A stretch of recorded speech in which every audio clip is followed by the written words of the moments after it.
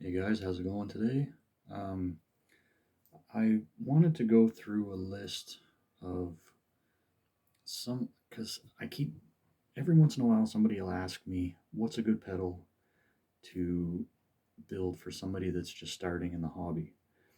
And I never really have like a super detailed answer for them, and there's always different things I can recommend. So today I'm just going to go through of five of my favorite, I think, beginner oriented pedals. Um, and like I said, there's lots more than this, and I'll try to touch on that. But anyway, and these are in no particular order. So we'll start with um, one of my favorite pedals in general, I think, which is the Catalan Nagaviper, which is a treble boost, but can be used as a full range boost, and it also has an extra gain stage. So you're getting quite a lot, I think, out of a small circuit, because the circuit inside here is very small, really easy to solder together. I mean, there's three pots, so it's not um, it's not a one pot deal, so it's not super simple for the offboard wiring anyway, but it's not hard, certainly not. Um, it sounds great, and it's just a good pedal to have in your arsenal. So and there's a few other boosts, I think, and there'll be another one in this list. But for me, uh, especially if you want something that you're going to keep coming back to as a beginner, the Catalan Nagaviper is a good start.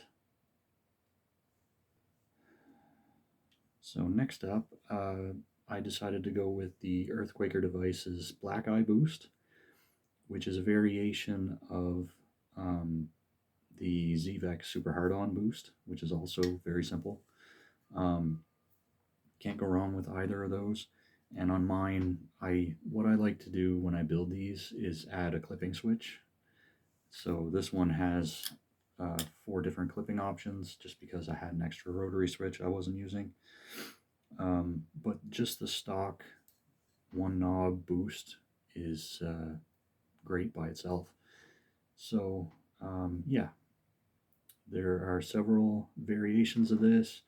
Um, like I said, there's the Earthquaker Black Eye, there's the ZVEX Super Hard On, there's one by Soul Sonic called Crackle Not Okay. There's all kinds of different variations of the Super Hard On circuit, but I think the Earthquaker Devices Black Eye is probably my favorite one. And it's fun to play with. Like I said, I like to add clipping switches to mine, so it's not difficult uh, for a beginner anyway. And they sound great, and they're tremendous boosts. So you get quite a lot for your parts count. So for the third one, I've decided to go for the Lotus Pedals Snow Job.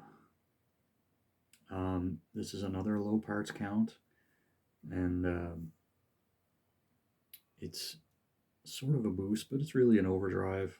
It's just not a very high gain overdrive, so you can stack it, you can leave it always on, that kind of thing.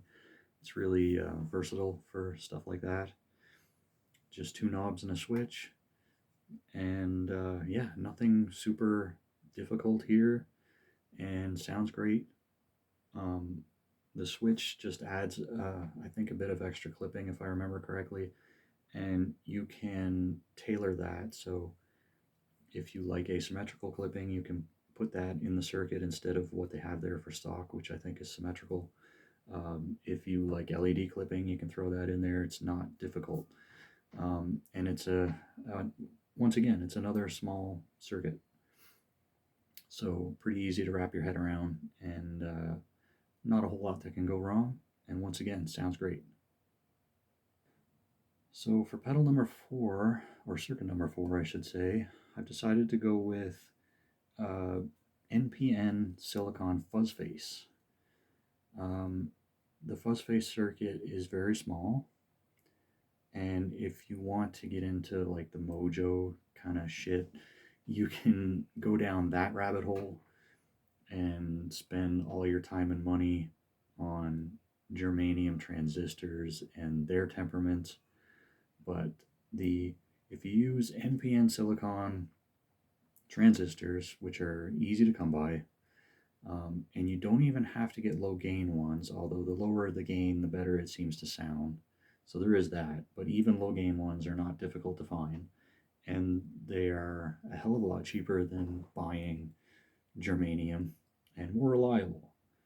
So you have all this going for you if you decide to go NPN silicon for the fuzz face, and it's a low parts count. It's very tweakable. You can use whatever transistors you want. Um, you can play with the bias, or if you're really brave, you can go the Fuzz Factory route. Um, Now, this is a Mad Bean Chaos Agent, which I prefer to the Fuzz Factory, both because it's cheaper. Um, it's not a difficult build. Then again, neither is the Fuzz Factory, just in terms of parts count, although the pot wiring can get a little crazy. Um, but essentially, what a Fuzz Factory is a fuzz face with all the mods at the same time. So, yeah, you can go that route. Again, the Fuzz Factory, you might spend all your time on researching germanium transistors and all that crap. But the Chaos Agent, or another good alternative if you're looking to build a Fuzz Factory, is the Fuzz Hugger Absinthe. Those are all great alternatives that use parts that are not difficult to find and not expensive. So, again, for beginners, NPN Silicon Fuzz Face. And if you want to get your feet wet in mods or anything like that, you could add an external bias control, which is not difficult because there's already an internal one. All you'd have to do is wire up an external pot for that. Or you can go crazy and try the Fuzz Factory-ish stuff. So it's a good starting point to lead you off to other things for beginners.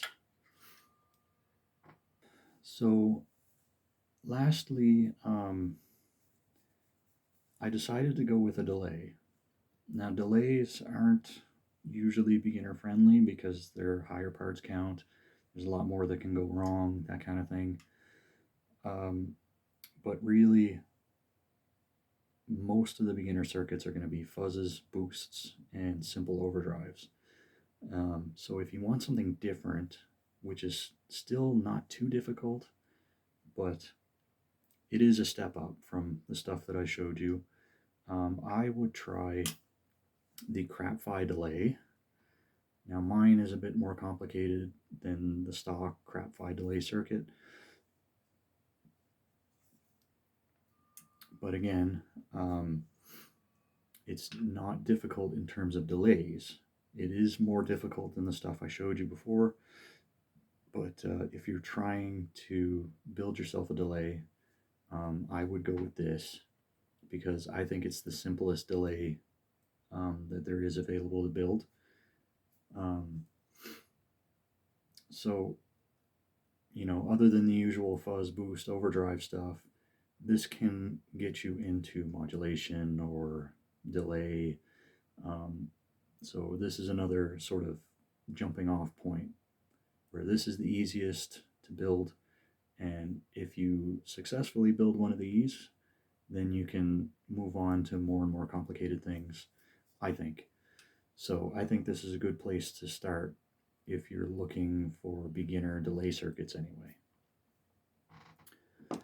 So that's all I got for you today, guys. That's my video on 5 mostly very simple circuits that are beginner friendly. Let me know what you thought, and if you have any other suggestions of your own. Like I said, I've got tons more suggestions I could put up, but I think these are my favorite in terms of both sound ease, and yeah, both sound and ease, and a third thing I couldn't think of. So anyway, that's the video. Thanks as always for watching, and I'll see you again next time, guys. Take it easy.